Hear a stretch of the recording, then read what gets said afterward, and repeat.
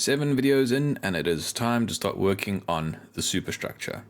I'm not a fan with how this first level of the superstructure is molded in this kit. It is attached to this central piece of deck, which means I can't build it separately and then install it later on. I have to build it on the hull. This means that from a construction point of view, it still feels like I'm working with the hull and deck. Having said that, there is one small piece of this first level of the superstructure that is independent of the deck, and that is this small deck office. This will be entirely replaced with photo-etched. Although the bulk of the central island is molded into the deck, there is cladding with details that needs to be glued to the side of this central island. Of these moldings, all the hatches need to be removed and replaced with photo-etched. There are also a number of other details that will be added onto these panels, like hose reels, life rings, and some canisters. Since these aren't going to be painted in the color of the camouflage, I'm not going to install these at this time. They will be installed at a later time after the camouflage pattern has been painted. As usual, I'm going to start with the plastic components. They are clipped off of their sprue, and the excess plastic is removed with a file. Unfortunately, there is a little bit of flashing on these components, and it's most noticeable in the portholes. So I'm going to have to drill them out so that they're all the same diameter, otherwise they're going to look really strange. Here I'm using a 0.8mm drill bit to open them up. As you may have noticed, there are 3 different types of hatches on these components, so I need to mark them just to make sure that I replace them with the correct photo-etched hatch. Each of these different designs of photo-etched hatches also have 2 variants, that's the direction in which they open. I'll be installing all of these hatches such that their hinge is closest to the bow of the ship. Once the location and type of all of the hatches are marked, I take a first pass at removing the plastic with clippers just to remove the bulk of the plastic. After which I remove the remaining plastic using a bar file. The only thing that is a little bit tricky about this is avoiding the wriggles. There's not much space for me to work and I don't want to accidentally sand off a wriggle. At this point, I don't have sufficient photo-etched wriggles in my stash to be able to replace these plastic ones with photo-etched. Fortunately though, these plastic wriggles do look to be quite finely detailed and I am generally happy with them. So I just need to be careful to preserve them. After removing all of the plastic hatches, I'm ready to move on to the photo-etched. But before I move on to installing the hatches, I'm going to build the deck office. This, as I said at the start of the video, is completely replaced with photo-etched. I'm not exactly sure why it needed to be fully replaced with photo-etched, because the shape of it is actually identical to the plastic component, but it's been made available to me and I haven't really inspected the plastic too closely, so maybe there is some detail here that's missing in the plastic component. Anyway, when I took out this photo-etched fret, I was very pleased to discover that the metal is a lot thicker than the photo-etched for the bow and stern deck sections that I installed in the previous video. In the previous video, I was a bit concerned that this kit had very thin photo-etched, which would make construction very difficult. But this photo-etched, this is good. It's a nice thickness, appropriate for building a structure like this.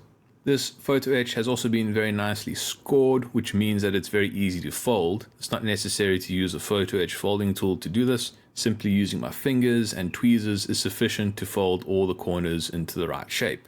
Once I am happy with the position of all of the sides of the structure, I glue them in place using medium viscosity superglue. I don't mind putting a lot of superglue on the inside of the structure just to help give it a bit more strength, but that can cause it to take quite a long time to set. So I speed up the setting of the superglue by applying superglue accelerator. This causes the superglue to near instantly set. Now I have all the pieces of the first level of the superstructure ready for the hatches to be installed. As I previously said, there are 3 designs of these hatches, and each of those designs has 2 different variants, meaning that there are a total of 6 different types of hatches that I need to install, and each of those types of hatches needs to go into the correct location. To keep everything straight, I'm not going to remove all of the hatches at once. I'm going to work with a single type of hatch, install it, and once that type of hatch is completely installed, move on to the next. I'm going to start with the most numerous type of hatch, the one with all these little squares on it. In total, I'll be installing 13 of this design across the 2 versions. When it came to folding these photo-etched hatches, I was also quite happy.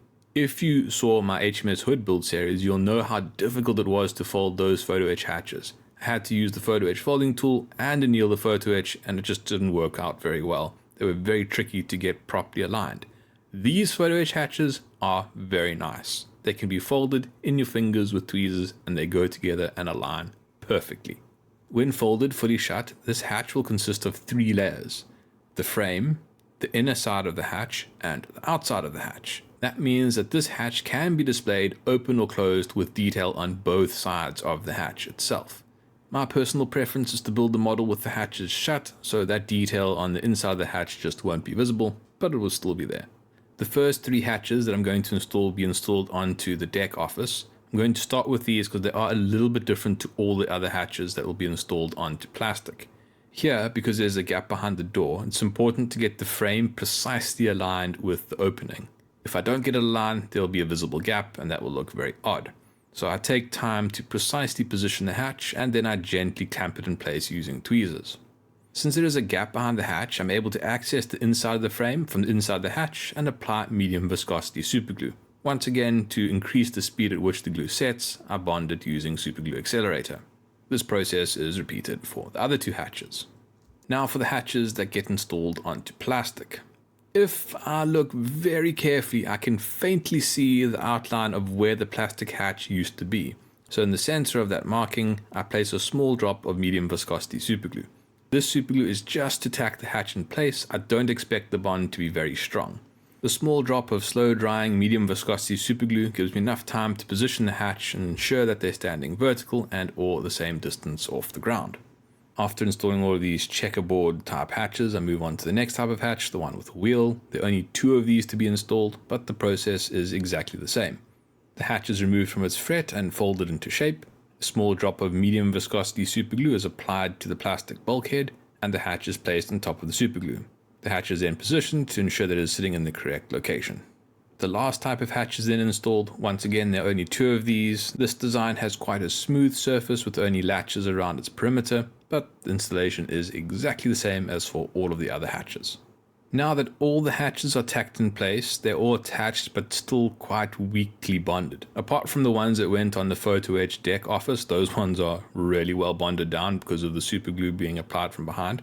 But all of these ones in plastic are very weakly attached, so that bond needs to be strengthened. To do that, I'll be using extra thin superglue. To apply the extra thin superglue, I'm using the superglue applicator. First, I squeeze shut the hatch with tweezers and then apply the superglue to the bottom of the hatch in a location where it is not going to be very easily visible. The capillary action then draws the superglue under the length of the photo-etched hatch, bonding it shut. This is a quick and easy process that is then repeated over and over again until all the hatches are properly bonded to the surface. In addition to the hatches, there are also 2 gratings that need to be installed on the aft section of this first level of the superstructure. The gratings are removed from their fret and folded in half. So this is just a simple fold in the center of the component. And then to ensure that the grating doesn't spring apart, a small amount of extra thin superglue is applied to the edge and capillary action draws it underneath the grating to glue it closed. When working with components like this, gratings with very fine meshes, it's very important to be careful where the superglue is placed. I'm trying to avoid getting superglue into that grating and clogging it up. For that reason, installation is also going to be a little bit different compared to the hatches. I'm going to position the grating on the bulkhead without glue at all. I don't want to put superglue underneath the mesh like I did with hatches because then that glue will seep through the holes and clog them. So I position them dry and then carefully apply extra thin superglue to the grating from its edge. Capillary action will draw the superglue between the plastic and the grating and not clog up the holes. Now that all the photo etch is installed, the plastic strips can be attached to the model. The easiest way to do this is to start with the forwardmost strip.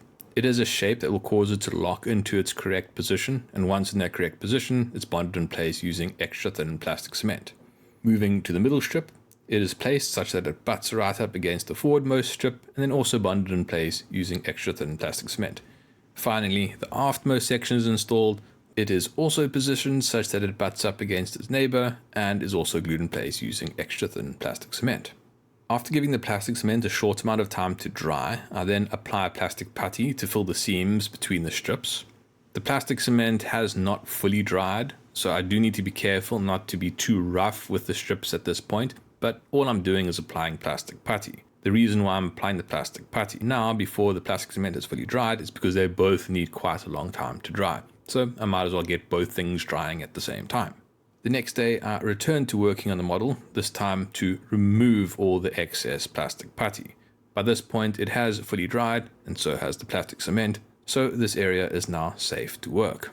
Starting with the bar file to really scrape off the majority of the excess putty. Here I'm trying to not remove any plastic, just plastic putty. Once the surface is reasonably smooth, I apply a small strip of masking tape to preserve the edge and then carefully sand the area to smooth out any roughness left by the putty or the file.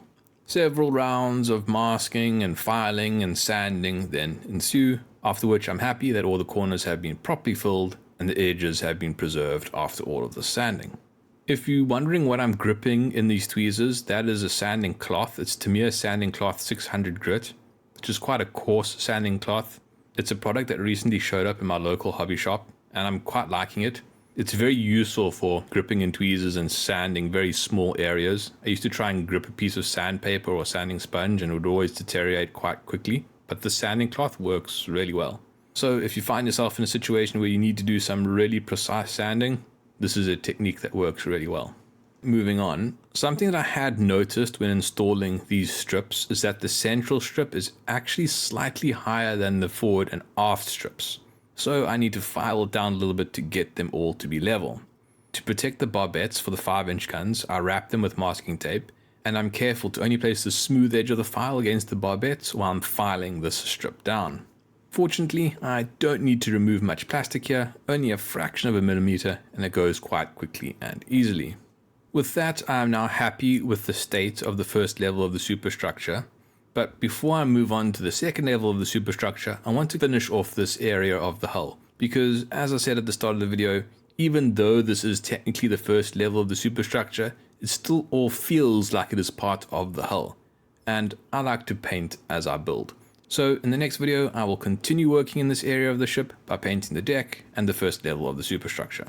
If you don't want to wait for the scheduled release of videos and want to watch them when they are uploaded, consider becoming a channel member by clicking the join button below. If you would like to support the channel, like and subscribe, and as always, questions are welcome in the comments. Thank you for watching. Cheers.